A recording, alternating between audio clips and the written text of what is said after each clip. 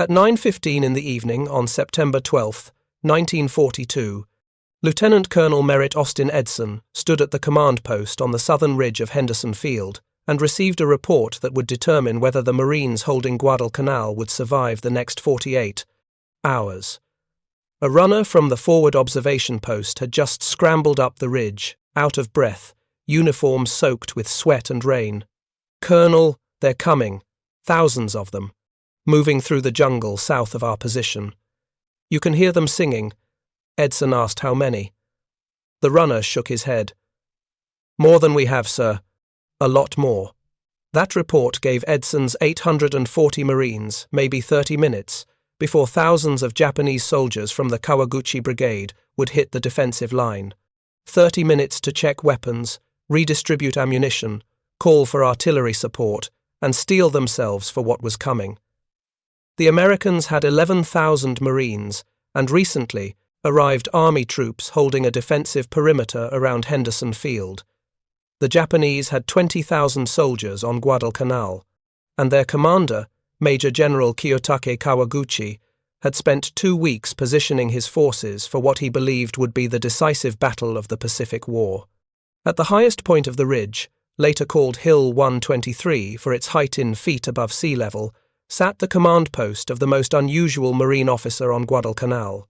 Merritt Austin Edson was 45 years old, ancient by combat commander standards in a war where most battalion leaders were in their 20s and 30s. He had red hair that was beginning to thin, a weathered face that rarely showed emotion, and pale blue eyes that seemed to look through people rather than at them.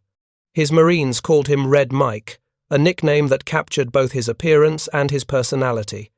He was intense, demanding, and utterly fearless under fire.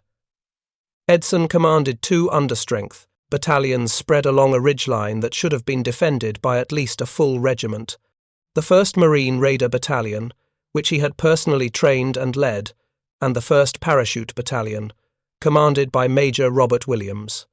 Together, they held approximately 1,000 yards of defensive line with gaps, weaknesses, and barely enough men to maintain a continuous position. They were exhausted from weeks of combat and disease. They were hungry from short rations. They were sick with malaria. But they were Marines, and they would hold their positions until ordered otherwise or until they died. If you're enjoying this deep dive into the story, hit the subscribe button and let us know in the comments from where in the world you are watching from today. Merritt Austin Edson was born on April 25, 1897, in Rutland, Vermont. His father, James Alanson Edson, worked as a postal clerk. His mother was Mary Louisa Edes. They were a working-class New England family where discipline, hard work, and quiet determination were expected. Young Merritt grew up in an environment that valued accomplishment over talk, results over promises. He attended Rutland public schools where he was a good but not exceptional student. He played football and baseball, showing early signs of the competitive drive that would define his military career. In 1915, Edson enrolled at the University of Vermont in Burlington, studying civil engineering. He was a serious student, focused on his studies, not particularly social. His professors remembered him as methodical, thorough, someone who approached problems systematically and refused to quit until he found solutions. But Edson's college career was cut short by world events. On April 6, 1917, the United States declared war on Germany. Like millions of young American men, Edson felt compelled to serve. He enlisted in the United States Marine Corps Reserve as a private on June 26, 1917. Basic training revealed Edson's natural leadership ability. He was quickly selected for officer training and commissioned as a second lieutenant on October 9, 1917. He was assigned to the 5th Marine Regiment and sent to France with the American Expeditionary Force. Edson arrived in France in February 1918, but to his lasting frustration, he never saw combat. The 5th Marines fought at Belleau Wood, Soissons, and other battles that became legendary in Marine Corps history, but Edson's company was held in reserve. He spent the war training men and preparing for battles that never came. After the armistice in November 1918, Edson faced a choice. He could return to civilian life, finish his engineering degree, and pursue a conventional career. Or he could remain in the Marine Corps. He chose the Marines. On July 1st, 1919, he accepted a regular commission as a first lieutenant.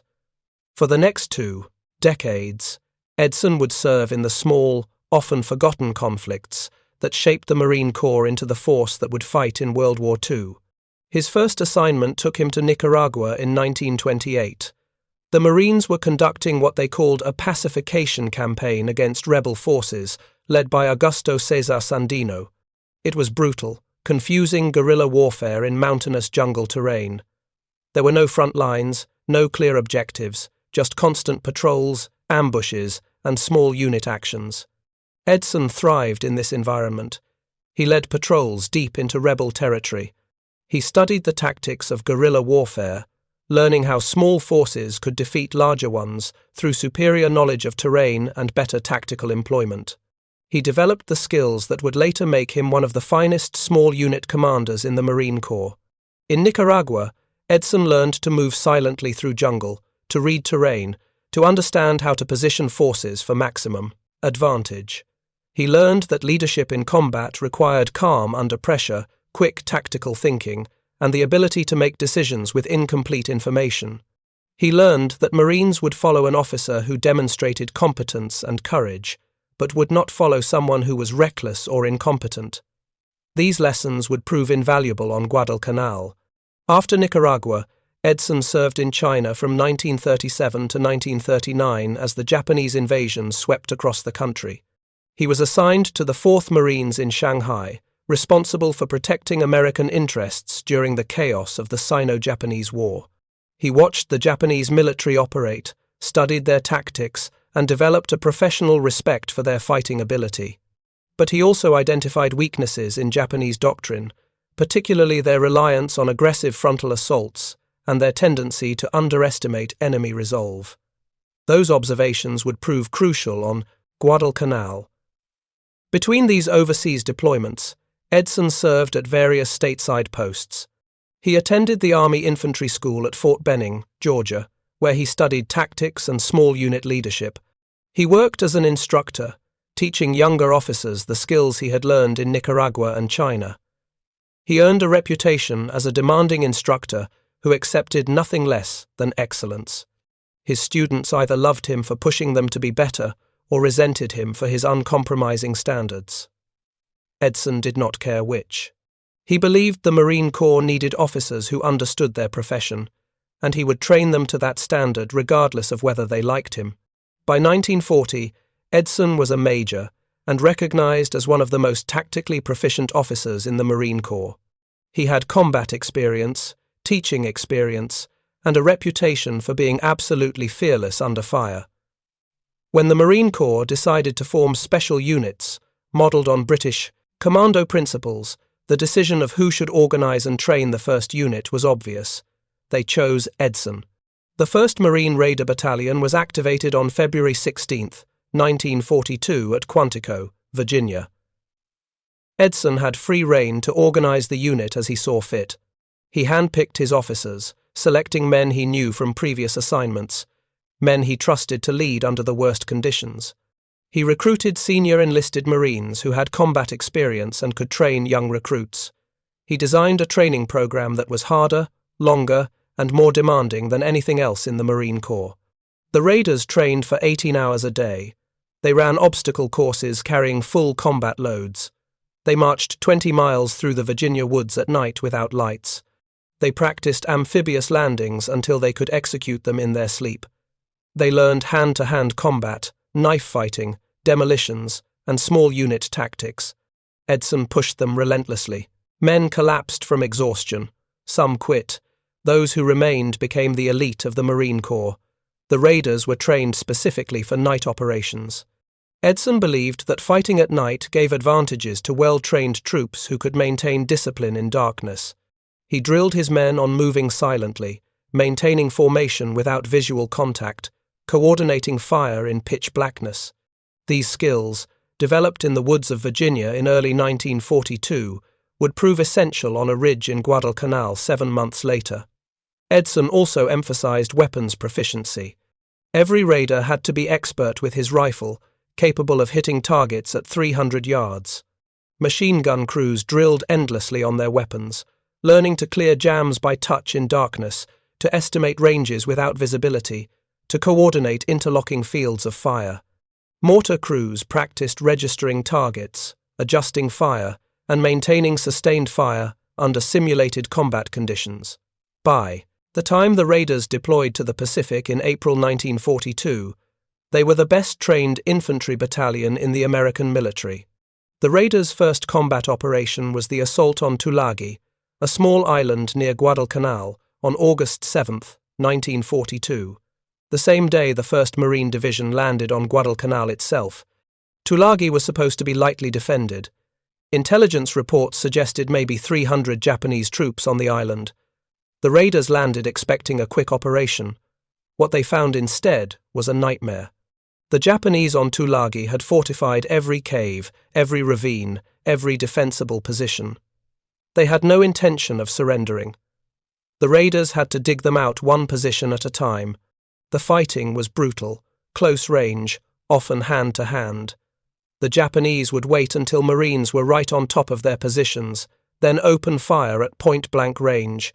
The raiders responded with grenades, flamethrowers, and demolition charges. They cleared cave after cave, killing every defender. The operation that was supposed to take hours took 2 full days. When Tulagi was finally secured, the raiders counted their casualties. 38 men killed, over 50 wounded. For a battalion of roughly 500 men, those were devastating losses, but they had accomplished their mission. Tulagi was in American hands, and the raiders had proven themselves in combat. They had also learned important lessons about Japanese tactics, particularly their willingness to fight to the death rather than surrender. In late August 1942, the raiders moved to Guadalcanal. They were assigned to defensive positions around Henderson Field, the captured Japanese airfield that had become the focus of the entire campaign. For 2 weeks, they patrolled, built defensive positions, and fought malaria. By early September, the battalion was significantly under strength. Combat casualties from Tulagi had not been replaced. Disease was cutting through the ranks. Men were fighting with fevers of 104 degrees. Some could barely stand but remained at their positions because there was no one to replace them. The 1st Parachute Battalion had a different history, but faced similar problems. The battalion was formed in October 1941 as an experimental unit. The Marine Corps wanted to determine if paratroopers could be useful in Pacific operations. Major Robert Williams commanded the unit. Williams was 33 years old, a Naval Academy graduate who had served in various Marine Corps assignments before being selected to lead the paratroopers. The Parachute Battalion trained at Camp Elliott and Camp Pendleton in California. They learned to jump from aircraft, to land in difficult terrain, to fight as light infantry without heavy weapons support. The training was dangerous. Men were injured in training jumps. Some died when their parachutes failed. But those who completed training believed they were part of something special. They were Marine paratroopers, the first of their kind, and they were determined to prove the concept worked. The Parachute Battalion arrived on Guadalcanal on September 1, 1942. They had seen no combat. Most of the men were young, 18 to 22 years old, fresh from training. They were eager to fight, but they had no experience with the reality of jungle warfare. Within days, malaria hit the battalion. Men who had been healthy in California were shaking with fever in the jungles of Guadalcanal. Dysentery followed. The battalion's strength declined rapidly. By September 10th, when they were ordered to join Edson's raiders on the ridge south of Henderson Field, the Parachute Battalion was at maybe 60% strength. The ridge itself was unremarkable terrain that became significant only because of its location. It ran roughly north to south for about 1,000 yards, rising from the jungle to a high point at the southern end. The Marines called this high point Hill 123. From the hill, the ground sloped down gradually toward Henderson Field, about 1,400 yards to the north. The ridge was covered with kunai grass, a tall, razor-sharp grass that grew 6 to 8 feet high. Sparse trees dotted the landscape. Coral outcroppings broke through the thin soil, making digging almost impossible. Dense jungle pressed in from both sides. The ridge was key terrain. It was the last high ground between the jungle and Henderson Field. If the Japanese took the ridge, they would have a clear approach to the airfield. If the Marines held the ridge, the airfield was secure. Everything depended on that narrow piece of ground covered in grass and coral. On September 10th, 1942, Major General Alexander Vandergrift, commanding the 1st Marine Division, called Edson to his headquarters. Intelligence reports indicated a major Japanese attack was imminent. Radio intercepts suggested the Japanese were moving forces through the jungle south of Henderson Field.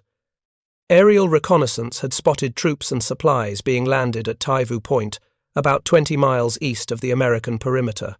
Vandergrift believed the attack would come from the south, through the jungle, aimed directly at Henderson Field. He ordered Edson to take his raiders and the parachute battalion and establish a defensive position on the ridge. "Hold that ground, Red Mike. If they get past you, they take the airfield. If they take the airfield, we lose Guadalcanal." Edson understood. He saluted, turned, and went to position his men for the fight of their lives. The raiders moved into position on the southern end of the ridge, around Hill 123. Edson personally walked the ground, identifying fields of fire, positioning machine guns, sighting mortars. He placed his strongest units at the points he believed the Japanese would hit hardest. He kept a small reserve near the command post, men he could commit if the line was penetrated. The parachute battalion extended the defensive line northward from the raiders' positions. Major Williams positioned his companies to cover the likely avenues of approach from the jungle. Both battalions were spread dangerously thin. There were gaps in the line, places where no Marines were positioned, where Japanese troops could infiltrate. Edson accepted this risk because he had no choice. He did not have enough men to create a continuous defensive line. He would have to rely on overlapping fields of fire, aggressive patrolling, and the fighting spirit of his Marines. The Marines dug foxholes as best they could. The coral made deep entrenchments impossible. Most positions were shallow scrapes in the ground, barely deep enough for a man to lie flat. They piled coral rocks around the edges for minimal protection. They strung barbed wire in front of their positions. Not much, because barbed wire was in short supply, but enough to slow an attack. They cleared fields of fire through the kunai grass, cutting the tall grass down so machine guns would have clear lanes to shoot through. They stockpiled ammunition near each position. Belts for the machine guns, mortar rounds stacked in piles, rifle ammunition distributed to every foxhole. They filled canteens and water cans, knowing that once the battle started, there would be no opportunity to resupply. They registered their mortars, firing a few practice rounds to ensure the crews knew the ranges to key terrain features. They positioned their machine guns to create interlocking fields of fire so that any approach to the ridge would be covered by at least 2 guns. By the evening of September 12th, they were as ready as they could be. But many of Edson's men were sick. Malaria was endemic on Guadalcanal. Nearly every man on the ridge had contracted the disease. The symptoms were brutal: high fevers that made men delirious, chills that made them shake uncontrollably, sweating that soaked their clothing, weakness that made simple tasks nearly impossible. Men fought with temperatures of 104 degrees. They stood watch while shaking with chills. They carried ammunition while barely able to walk. There was no alternative. The medical facilities on Guadalcanal were overwhelmed. There was no treatment except rest, and rest was impossible. Food was equally scarce. The Marines on Guadalcanal were on short rations from the beginning. Supply ships could only reach the island at night when Japanese air and naval forces were less active. Sometimes the ships got through, sometimes they didn't. When supplies did arrive, there was never enough for everyone. The raiders and paratroopers on the ridge ate captured Japanese rice, canned rations that were months past expiration, and whatever they could forage from the jungle. Men were constantly hungry. They lost weight rapidly. Faces became gaunt, ribs visible through uniforms. These were men pushed to the limits of physical endurance before the battle even began. The weapons they would fight with were standard Marine Corps issue. The primary infantry weapon was the M1903 Springfield rifle, a bolt-action rifle that fired .30-06 ammunition. It was accurate, reliable, and deadly at long ranges. Every Marine was trained to hit targets at 300 yards with iron sights. The rifle held 5 rounds in an internal magazine and could be reloaded quickly with stripper clips. The heavy firepower came from the M1917A1 water-cooled machine gun. This weapon was a direct descendant of the Browning machine guns used in World War I. It was a .30 caliber machine gun, belt-fed, water-cooled, mounted on a tripod. The weapon weighed approximately 100 pounds when the water jacket was full and the gun was mounted. It required a crew of at least 3 men, a gunner, an assistant gunner, and an ammunition bearer. The gun could fire 500 rounds per minute in sustained bursts. With adequate ammunition and water, it could maintain fire indefinitely. The water jacket around the barrel kept the gun cool during sustained fire, preventing the barrel from warping or failing. The M1917A1 was the backbone of Marine defensive firepower. A single gun, properly positioned with clear fields of fire, could stop an infantry company. Multiple guns with overlapping fields of fire could create a killing zone that no infantry force could cross. Edson had positioned 6 of these guns along the ridge, sighted to cover every likely approach. The gun crews had trained for months, learning to operate the weapon by touch in darkness, to clear jams without looking, to estimate ranges and adjust fire. They knew their weapons intimately. For indirect fire support, the Marines had 60mm mortars. These were light mortars that could be carried and operated by a 2-man crew. They fired high-explosive shells in a high arc, dropping them behind cover, into defilades, into areas where direct fire weapons could not reach. The 60mm mortar had a range of about 2,000 yards and could fire up to 18 rounds per minute. The Marines on the ridge had several mortar sections, positioned behind the infantry line where they could provide fire support without being exposed to direct enemy fire. Finally, the Marines had hand grenades, primarily the Mark II fragmentation grenade, known as the pineapple grenade because of its segmented exterior. The grenade weighed about 1.5 pounds, had a lethal radius of about 15 feet, and a casualty radius of about 50 feet. Marines carried several grenades each, knowing that in close combat, grenades would be essential. These were the weapons with which 840 Marines would defend a 1,000-yard ridge against thousands of attacking Japanese soldiers. The weapons were good, reliable, and deadly when properly employed. But weapons alone would not hold the ridge. That would require leadership, training, and a determination to stand and fight no matter the cost. When Sergeant Briggs's warning came through at 9:15 on the evening of September 12th, Edson immediately alerted his battalion commanders. He called for artillery support from the division artillery positioned near Henderson Field. He requested that naval ships offshore prepare to provide fire support if needed. He sent runners to all company commanders with simple orders: hold your positions, conserve ammunition, wait for the attack. Then Edson did something that set him apart from other commanders. He walked the line. In the darkness, with Japanese forces approaching through the jungle, Edson moved from position to position, talking to his Marines. He stopped at foxholes, asked men their names, checked their ammunition, made sure they understood the situation. His presence calmed nerves. If the old man was walking around like this was a training exercise, maybe things weren't as bad as they seemed. At one position, a young private asked Edson if they were going to make it through the night. Edson looked at him with those pale blue eyes and said, "We're going to hold this ridge. The Japanese think we'll break. They're wrong. We're Marines, and Marines don't break." The young private later recalled that Edson said it with such certainty, such absolute conviction, that it was impossible not to believe him. They would hold because Edson said they would hold. It was that simple. The jungle south of the ridge was pitch black. Heavy clouds covered any moonlight. Rain fell intermittently, soaking through uniforms and making the coral slick. The humidity was suffocating. The Marines listened. They heard movement in the jungle, voices speaking Japanese. The clink of equipment. The sounds grew louder, closer. Then came singing. Japanese soldiers singing as they moved through the jungle toward the American lines. They were making no attempt at noise, discipline. They believed the Americans would break and run at first contact. The singing stopped. The night went silent except for the rain and the sounds of the jungle. Then the artillery started. Continuing, Part 2. Japanese mountain guns and mortars opened fire on the ridge. Shells crashed into the Marine positions.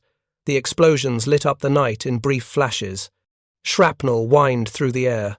Men screamed when they were hit. The barrage lasted 30 minutes. It was heavy, but not overwhelming.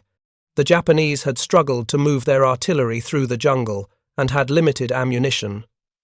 The Marines huddled in their shallow foxholes, pressed flat against the coral, waiting for the barrage to lift. When the shelling stopped, the infantry assault began. The Japanese came out of the darkness in waves, hundreds of men screaming and charging up the ridge toward the Marine positions. The noise was overwhelming. Bugles blowing, officers shouting orders, soldiers screaming, banzai, the crash of rifle fire, the hammering of machine guns. The sound seemed to come from everywhere at once. Edson's machine gunners opened fire.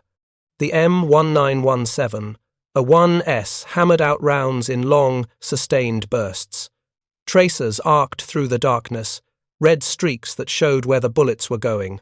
The guns swept back and forth across their fields of fire, methodical, disciplined, deadly.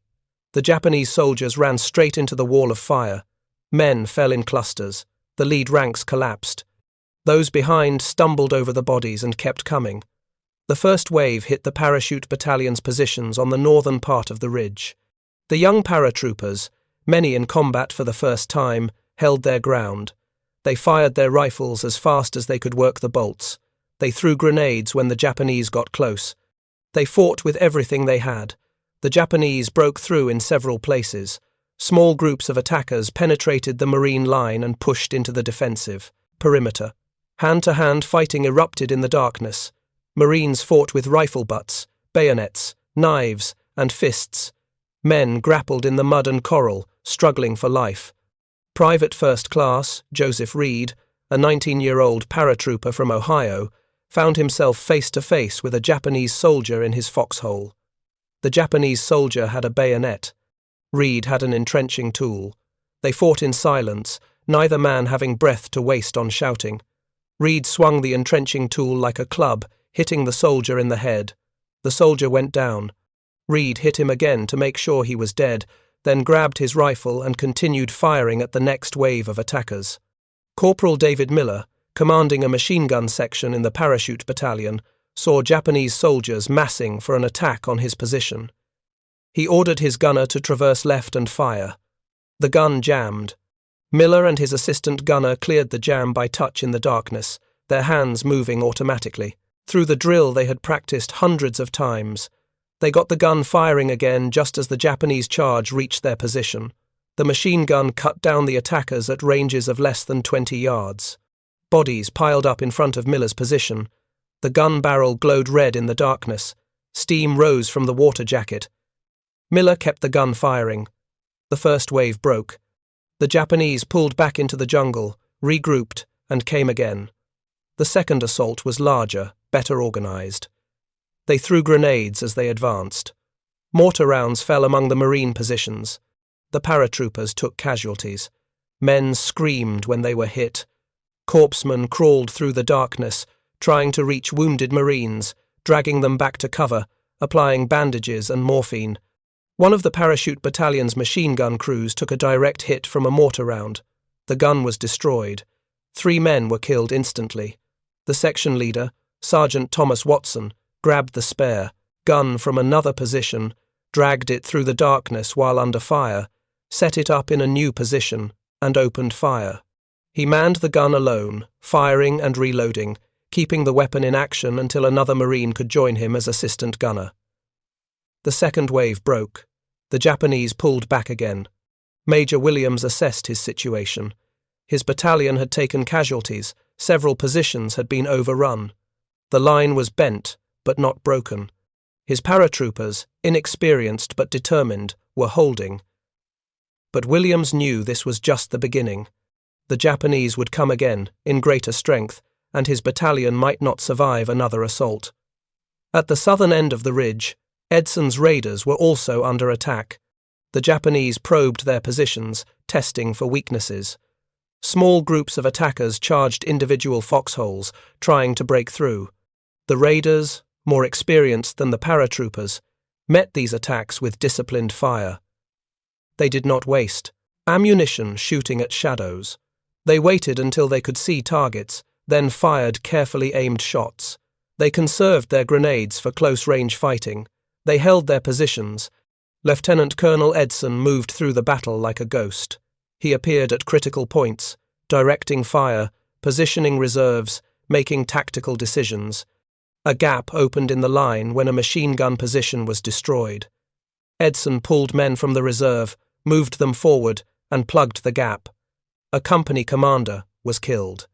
Edson personally took command of that company, directing its fire until a replacement officer could be brought forward.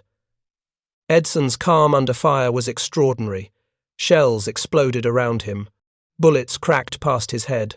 He never flinched, never ducked, never showed any sign of fear. His Marines watched him and took courage from his example. If the old man wasn't scared, maybe they shouldn't be either. By midnight on September 12th, the Japanese attacks had stopped. The Marines held their positions and waited. They knew this was temporary. The Japanese were regrouping, bringing up reinforcements, preparing for a bigger assault. The Marines used the lull to redistribute ammunition, evacuate wounded, improve their positions. Some men tried to sleep, knowing they would need every ounce of strength for what was coming. Most could not sleep. They were too keyed up, too aware of the danger, too scared to close their eyes. During the day on September 13th, Edson reorganized his defenses. He pulled his forces back slightly, tightening his perimeter around Hill 123. The previous night's fighting had revealed weaknesses in his defensive line. There were gaps that needed to be closed, fields of fire that needed to be improved. He repositioned his machine guns and mortars. He had his men improve their foxholes as much as the corral allowed. He called for reinforcements and resupply. Vandergrift sent what he could. A company from the 2nd Battalion. 5th Marines moved into position to support Edson's flanks. Ammunition and water were brought forward. Medical supplies arrived, though not enough. Corpsmen worked frantically to treat wounded men with inadequate supplies. But there were no replacements for the dead. Edson would fight the next night with even fewer men than the first night. That afternoon, Japanese artillery and mortars began shelling the ridge. The bombardment was heavier than anything the Marines had experienced the night before. Shells crashed into the positions continuously. Men huddled in their shallow foxholes, pressed flat against the corral, praying the next shell would land somewhere else. The barrage lasted for hours. Trees shattered. The kunai grass caught fire. Smoke drifted across the positions. Marines could do nothing but endure. When the barrage finally stopped, Edson knew the main attack was coming that night. He walked the line again, checking his men, offering encouragement.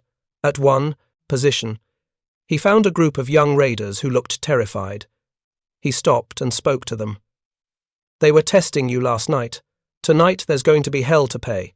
But I want you to know I believe we're going to hold. I have every confidence in you."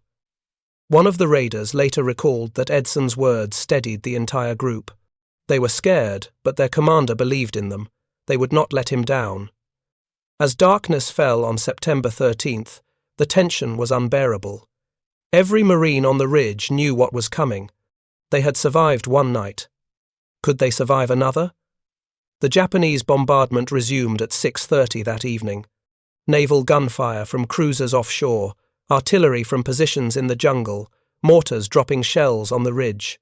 The explosions were constant. The noise was deafening. The kunai grass caught fire in multiple places. Flames spread across the ridge, forcing Marines to abandon some positions and fall back to secondary lines. The bombardment lasted until after nightfall. When it lifted, the infantry assault began immediately. thousands of Japanese soldiers emerged from the jungle and charged the ridge. The attack was larger, better coordinated, and more determined than the night before. Major General Kawaguchi had committed his entire brigade. He was convinced that one more massive assault would break the American line and open the way to Henderson Field. The Marines opened fire. Machine guns hammered out rounds. Mortars dropped shells on the advancing Japanese. Rifles cracked continuously. The Japanese kept coming. They reached the Marine positions. They overran forward foxholes. They pushed into the defensive perimeter. The battle devolved into close combat. Private First Class Anthony Malinowski, a raider from Chicago, found himself fighting 3 Japanese soldiers at once. He shot one with his rifle, clubbed another with his rifle butt, and grappled with the third.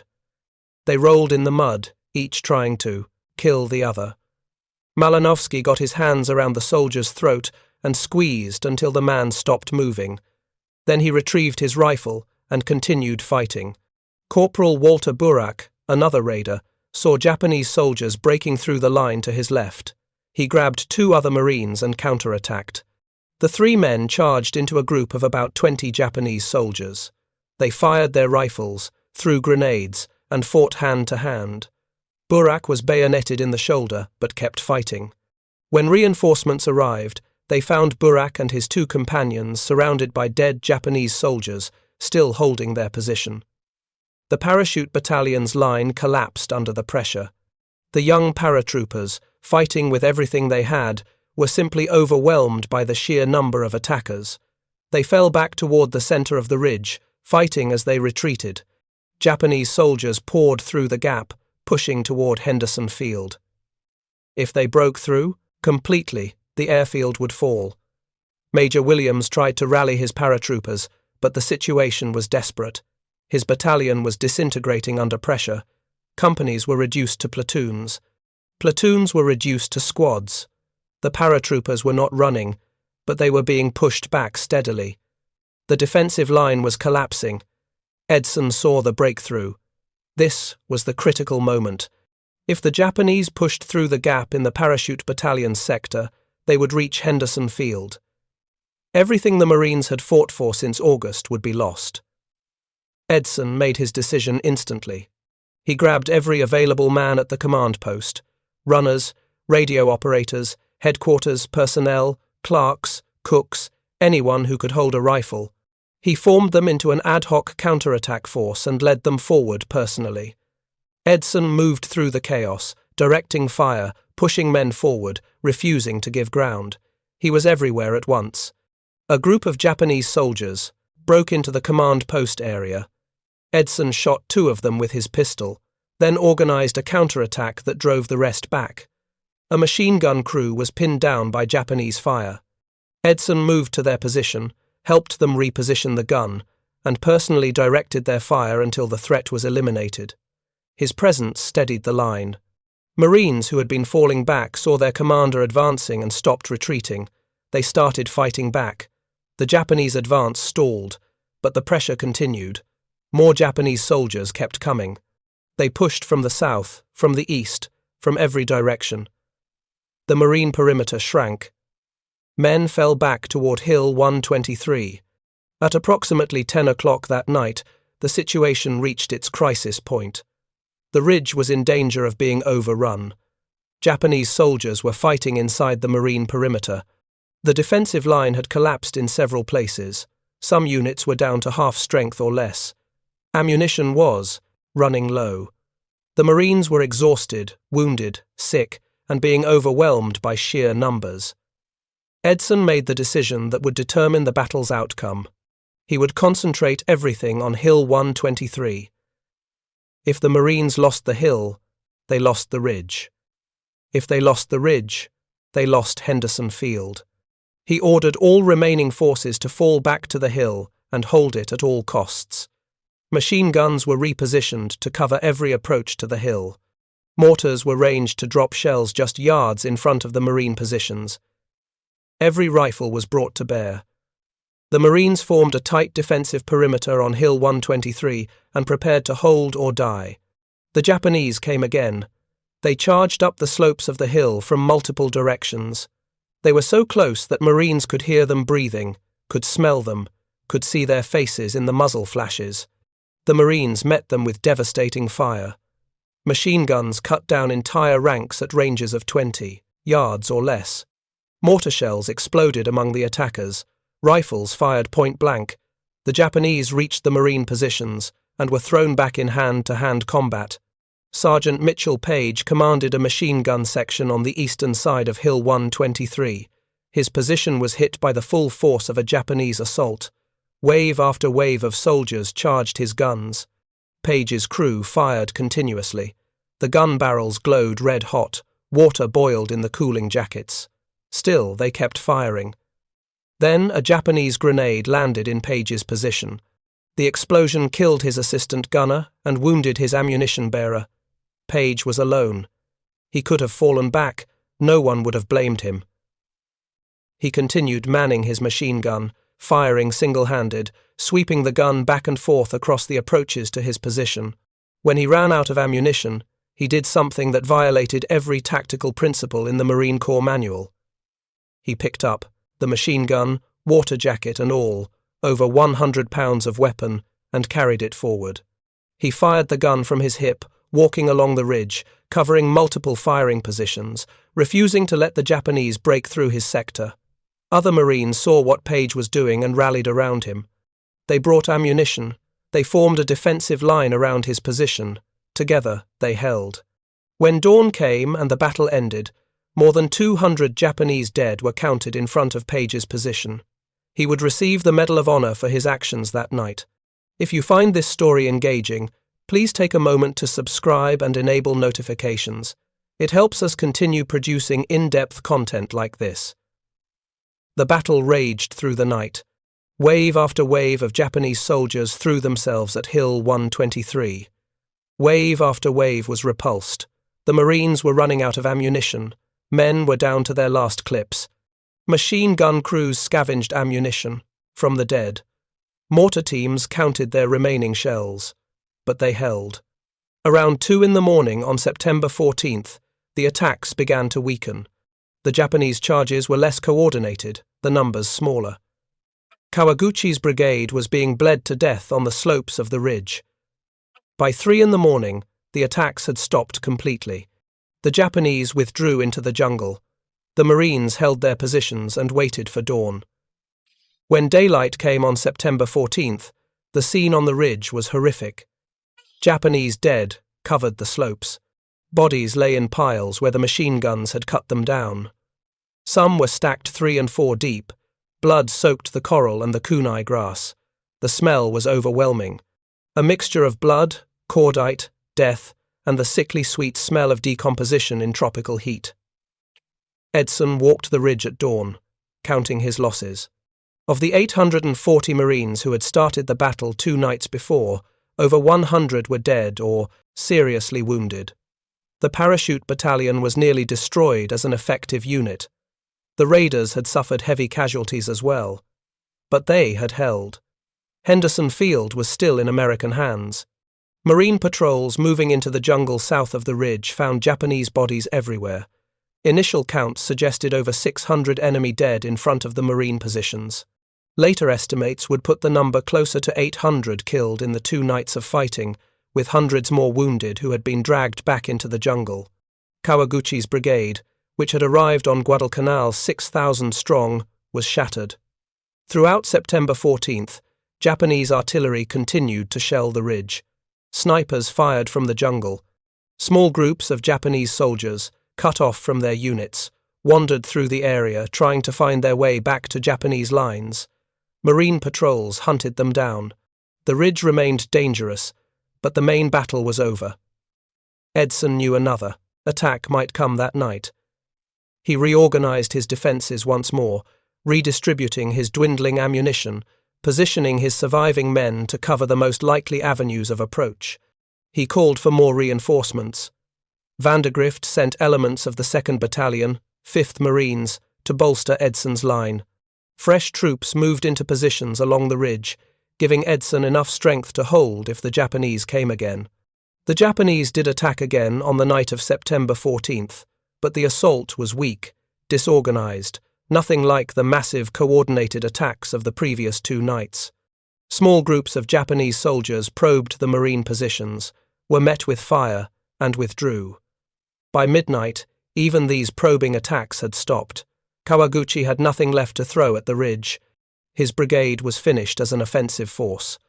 On September 15th, the Marines secured the ridge completely. Patrols moved further into the jungle, clearing out remaining Japanese positions, recovering weapons and documents from enemy dead. One patrol found Kawaguchi's command post, hastily abandoned. Documents recovered there revealed the scale of the Japanese plan and the depth of their miscalculation. Kawaguchi had intended to break through the Marine positions on the first night, seize Henderson Field by dawn, and then hold it while reinforcements arrived by sea. The plan had assumed the Marines would break under a determined night assault. Japanese intelligence had estimated American strength on the ridge at maybe 300 men. The actual number was 840. More importantly, the Japanese had assumed those Marines would behave like the Chinese troops they had fought in previous campaigns, that they would panic under night attack and flee. That assumption proved catastrophically wrong. The Marines did not panic. They did not flee. They stood their ground and fought with everything they had. When the Japanese expected them to break, they held. When the Japanese threw more troops at them, they killed those troops and continued holding. The Japanese military doctrine, built on the concept that superior fighting spirit could overcome material disadvantages, had been tested on the ridge and found utterly inadequate.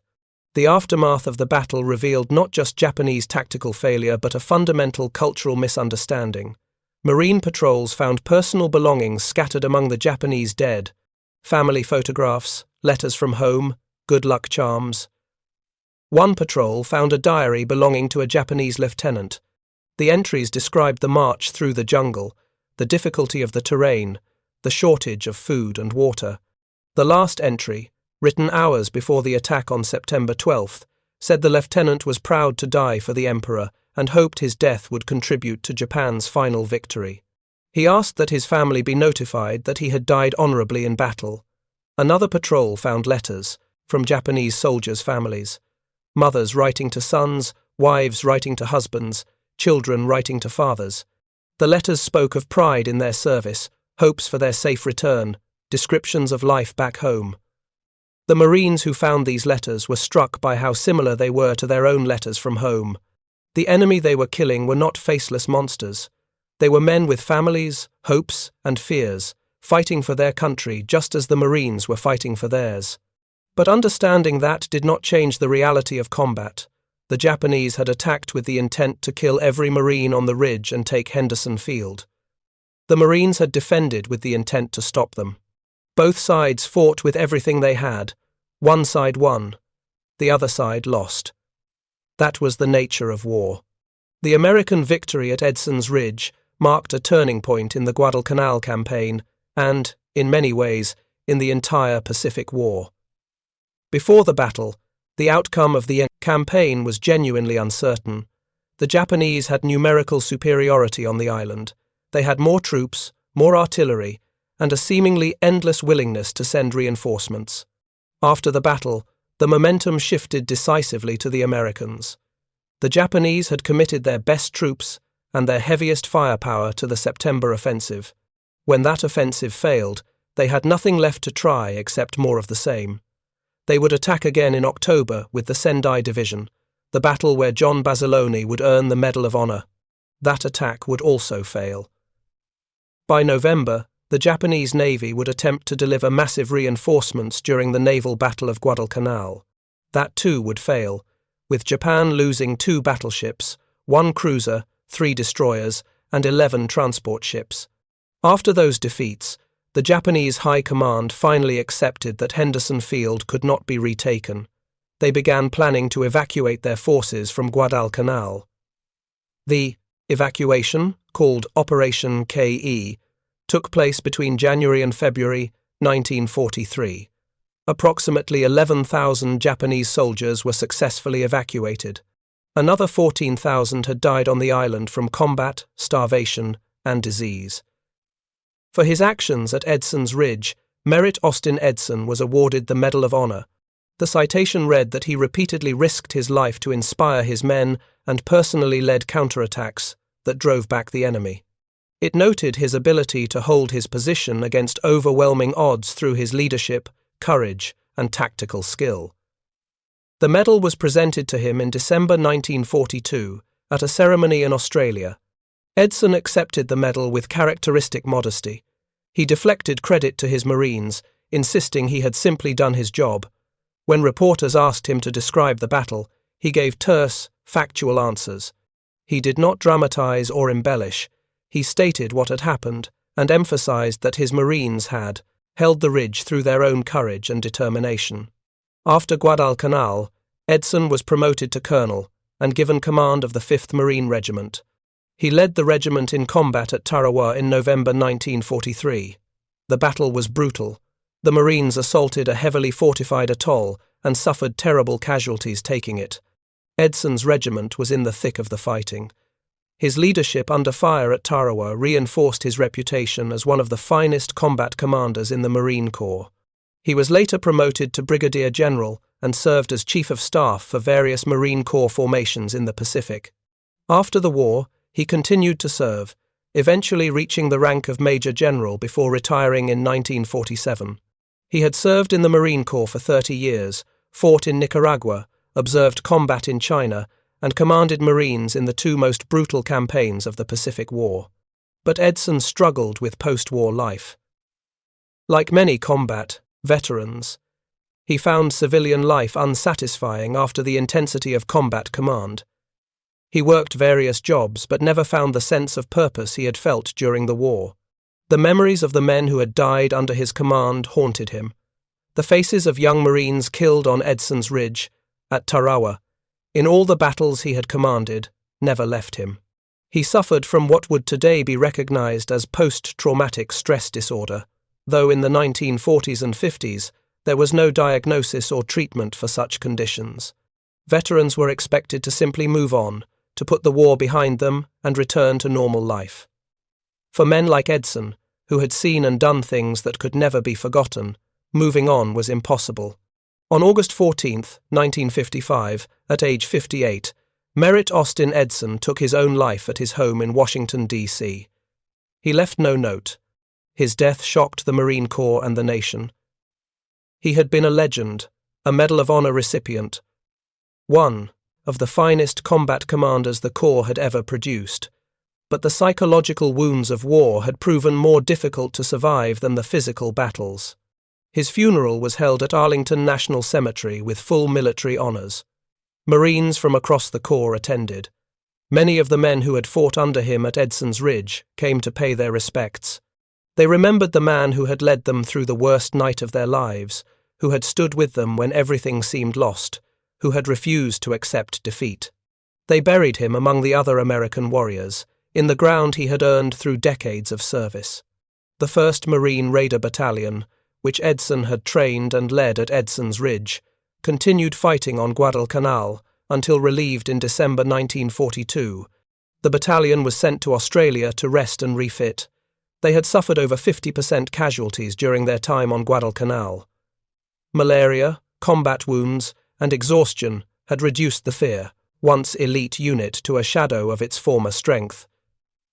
The Raiders returned to combat in New Georgia in July 1943, fighting in brutal jungle conditions against determined Japanese defenders. They performed well, but the casualties continued mounting. In February 1944, the Marine Corps made a controversial decision. They disbanded the Raider battalions and distributed their personnel to other Marine units. The reasoning was straightforward. The Raiders had proven the concept of elite light infantry in the Pacific.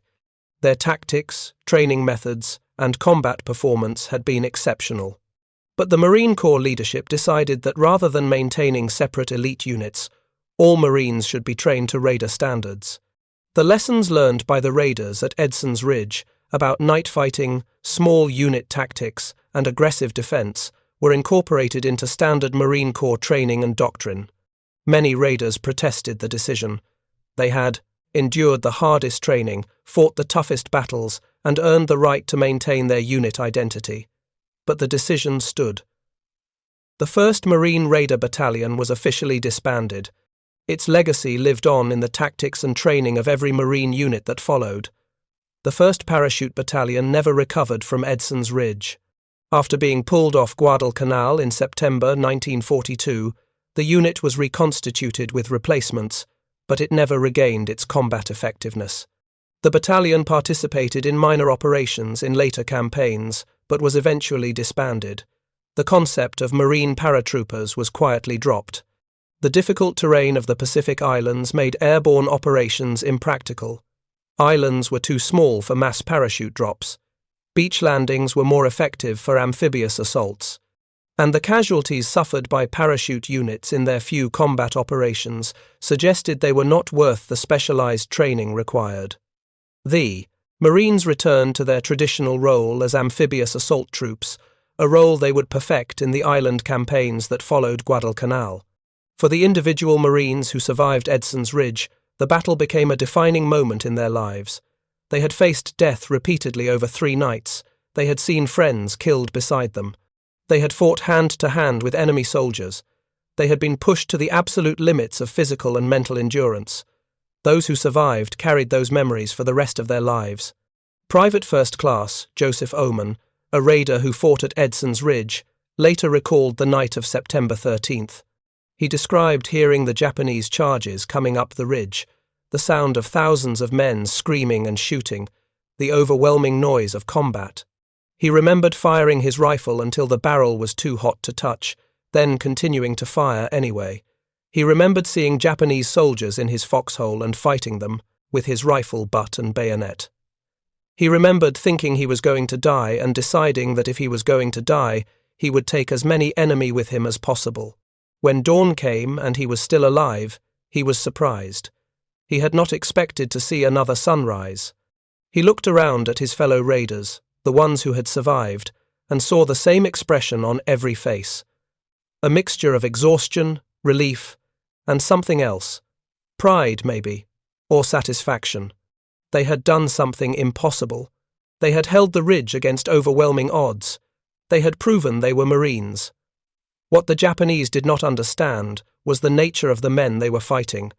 The American Marines on Guadalcanal were not the soft, undisciplined troops Japanese propaganda claimed they were. Japanese military doctrine in 1942 was heavily influenced by Bushido, the warrior code that emphasized spirit over material. Japanese training taught soldiers that superior fighting spirit could overcome enemy firepower. This belief had served Japan well in its war against China, where Japanese troops often defeated larger Chinese forces through aggressive tactics and willingness to accept casualties. But the Americans were not the Chinese. American military doctrine emphasized firepower, combined arms, and defensive positions. American training taught Marines to use cover, coordinate supporting fires, and employ weapons with maximum effect. When Japanese infantry charged American defensive positions, they were not facing demoralized Chinese troops. They were facing well-trained Marines with machine guns, mortars, and artillery support. The Japanese belief in spiritual superiority led them to consistently underestimate American military capability. Before the Guadalcanal campaign, Japanese intelligence estimated American strength on the island at 2,000 troops. The actual number was over 11,000. Japanese commanders assumed Marines would break and run when faced with determined attacks. Instead, Marines held their positions and fought back. Japanese soldiers were taught that Americans valued their own lives too highly to stand and die. The nights of September 12th through 14th proved that assumption catastrophically wrong. Edson's Marines held their positions even when outnumbered 3-1. They held when their positions were being overrun. They held when they were running out of ammunition. They held when they were wounded and sick. They held because they were Marines, and Marines do not abandon their positions. This was a fundamental cultural shock for Japanese commanders. In the Japanese military tradition, if an attack failed, it was because the attacking troops lacked sufficient fighting spirit. After the Battle of Edson's Ridge, Japanese commanders had to grapple with a different reality. Their troops had shown maximum fighting spirit. They had charged enemy positions repeatedly despite horrific casualties. They had been willing to die to achieve their objective. And they had failed anyway. They failed not because they lacked spirit, but because they had run into an enemy with superior firepower, better defensive positions, and equal determination. Japanese military leadership struggled to adapt to this new reality. They had built an entire military doctrine around the concept of superior fighting spirit overcoming material disadvantages. When that doctrine failed at Edson's Ridge and would fail again at Henderson Field in October, they had no alternative strategy to fall back on. They could not match American industrial production. They could not replace losses as quickly as the Americans could. They could not supply their forces as effectively as the Americans could. All they had was fighting spirit, and Guadalcanal proved that was not enough. The battle for Edson's Ridge became a defining moment in the Pacific War. It proved that American forces could stand and fight against determined Japanese attacks. It proved that firepower and defensive positions could defeat mass infantry assaults. It proved that Marines would hold their ground no matter the cost. But more than that, it marked a psychological turning point. Before Guadalcanal, Japanese military commanders believed they were facing an enemy that could be broken through aggressive tactics and superior fighting spirit. After Guadalcanal, they understood they were facing an enemy that would not break, that had industrial superiority, and that was willing to fight as long as necessary to win. This realization changed Japanese strategic planning for the rest of the war. After Edson's Ridge and Henderson Field, Japanese commanders shifted from offensive operations aimed at destroying American forces to defensive operations aimed at making the war so costly that America would negotiate a peace settlement. This defensive strategy failed because it was based on a fundamental misunderstanding of American national character. The Japanese believed Americans would grow tired of the war and demand peace.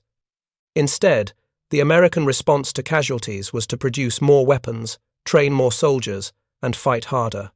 Every Japanese defensive position that inflicted heavy casualties on attacking Americans simply ensured that the next attack would be supported by even more firepower. Merritt Edson's legacy lives on in the Marine Corps. His name is taught to every Marine recruit. His actions are studied in military academies.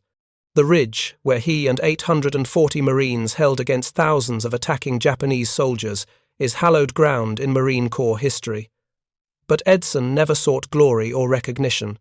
When asked about his actions, he consistently deflected credit to the Marines he fought with. The truth is that what happened on that ridge over 3 nights in September 1942 should not have been possible. Holding a 1,000-yard defensive line with 840 Marines against thousands of attacking Japanese soldiers, while sick with malaria, hungry from short rations, and exhausted from weeks of combat, should not have been possible. But Edson and his Marines made it possible. They held because there was no other option. They fought because that was what Marines do. And they won because men like Merritt Edson refused to accept defeat. Thank you for watching. For more detailed historical breakdowns, check out the other videos on your screen now, and don't forget to subscribe.